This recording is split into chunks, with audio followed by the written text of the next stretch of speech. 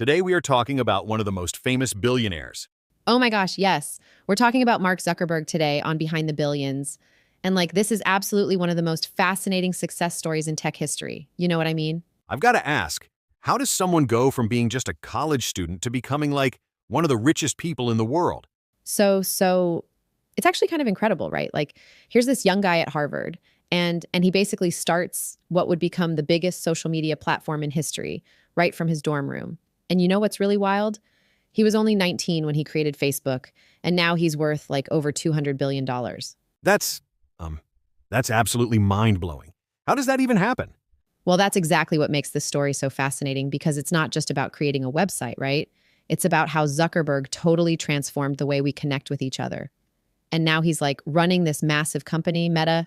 That's not just Facebook anymore, but Instagram, WhatsApp, and they're doing all this crazy stuff with virtual reality. Let me tell you about Mark's early years because it's honestly super fascinating. So he was born in White Plains, New York, and his dad was a dentist and his mom was a psychiatrist, right? He grew up with three sisters in this reformed Jewish household. Was he always into computers and technology? Oh my gosh, yes. When he was just 11 years old, and this is what I find absolutely incredible, he created this program called ZuckNet that connected all the computers in his family's house and his dad's dental office. You know what I mean? He was basically making his own version of instant messaging before it was even a thing, That's pretty impressive for an 11-year-old. right? And it gets even better because during high school he created this music player called Synapse that could learn your listening habits. It was so good that Microsoft and AOL actually tried to buy it and recruit him, but he was like, "No thanks." So what happened when he got to Harvard? So this is where things get really interesting.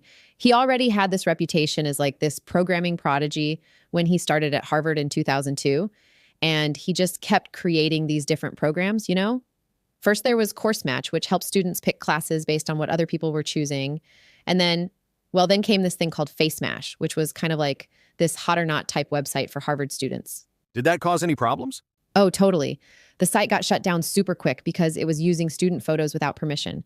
And it literally crashed Harvard's network because so many people were using it. But you know what's really interesting? That whole experience kind of led to what would eventually become Facebook. So, tell me about how Facebook actually started. What was the initial spark? Oh my gosh. So this is where everything really kicks off. So in January 2004, Mark starts coding this new website, right? And on February 4th, he launches what was then called the Facebook with his roommates, Eduardo Saverin, Andrew McCollum, Dustin Moskovitz, and Chris Hughes. What made it different from other social networks at the time? So the really interesting thing is that it was actually inspired by these photo directories that prep schools like Phillips Exeter, where Mark went, used to publish. They called them Facebooks, and they had everyone's photos and basic information. But Mark took that concept and just, you know what I mean, totally transformed it into something completely new. Were there any early challenges? Oh my goodness, yes.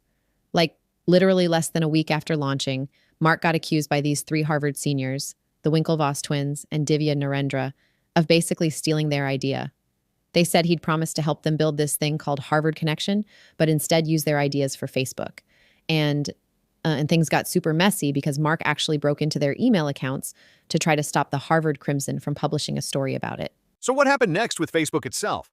Well, that's where things get really exciting because it started spreading like wildfire. They began expanding to other colleges, Columbia, Stanford, Yale, all these prestigious schools.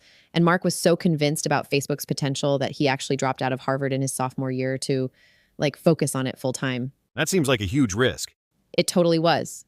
But here's what's fascinating. They moved to Palo Alto, California, rented this tiny house as their first office. And this is really important, they met Peter Thiel, who became their first major investor. And you know what's really interesting? They were getting these huge buyout offers super early on, but Mark kept turning them down because he was so focused on keeping the company independent and making information flow more open. So what happened once Facebook really started taking off? How did Mark handle running this huge company? Oh my gosh. So this is super interesting because Mark developed this really unique leadership style. You know what I mean? He'd host these things called hackathons every few months where employees would stay up all night just building new features and experimenting. Did he make any particularly big business decisions that shaped the company?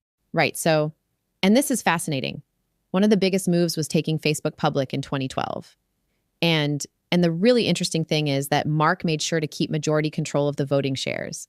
Like he wanted to make sure he could keep making long-term decisions without, pressure from outside investors. Tell me about some of those acquisitions he made.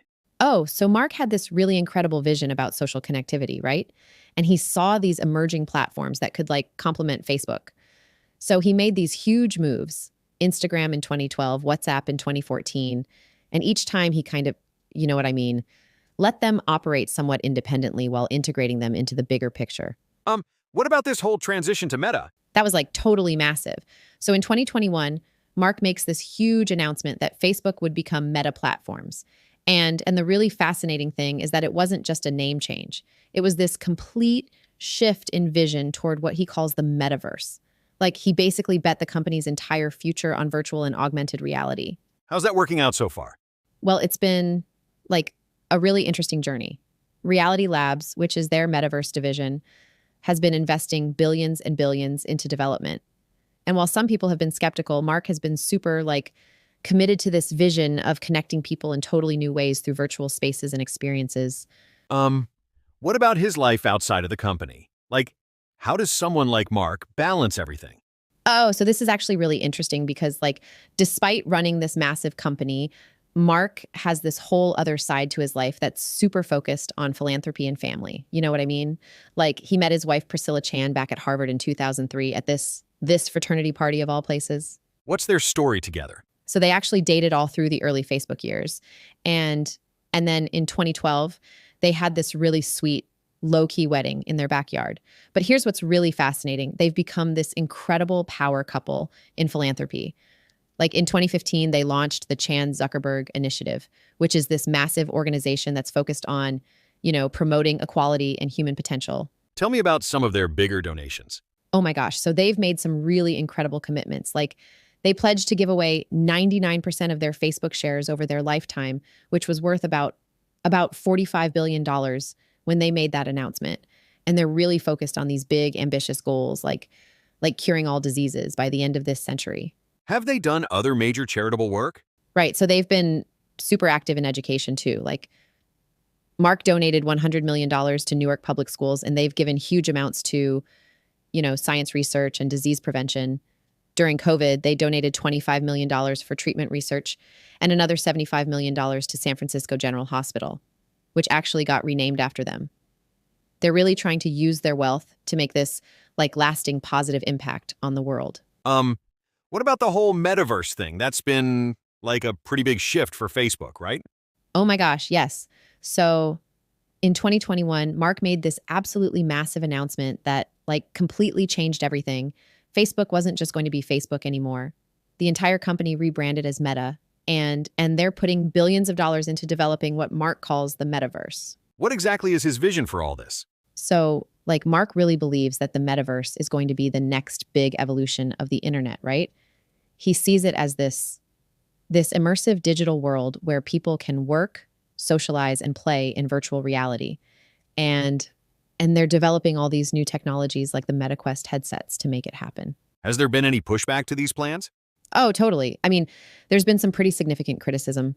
Some people are saying Meta is spending way too much money on this vision. Like Reality Labs, their metaverse division, lost about $16 billion in 2023 alone.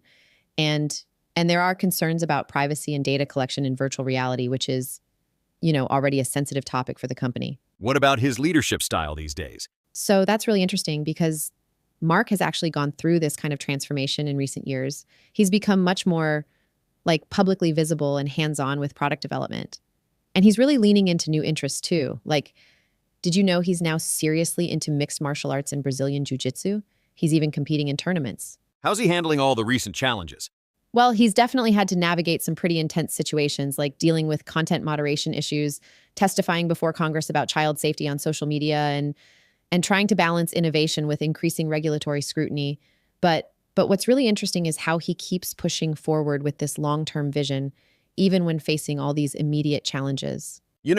Looking at everything we've covered today, it's pretty mind-blowing to think about how one person has shaped so much of how we connect online. Oh my gosh, absolutely. Love him or hate him, Mark Zuckerberg has just completely transformed the way billions of people communicate and share their lives. And what's really fascinating is that he's not done yet, right? He's still pushing boundaries and taking these huge risks. What do you think his lasting impact will be? So I think Mark's legacy is going to be super complex, you know? Like, on one hand, he created this platform that connected the world in ways we'd never seen before. But on the other hand, we're still really wrestling with all the consequences of that connectivity, both good and bad. And now he's basically betting the company's future on this whole new direction. Exactly. And that's so typical of Mark, right? Like, he's always been this person who's willing to take these massive risks to completely reinvent things. Whether it works out or not, he's definitely going to keep pushing technology forward in ways that will affect all of us. Behind the Billions has shown us time and time again that these tech leaders aren't just building companies, they're really reshaping our world.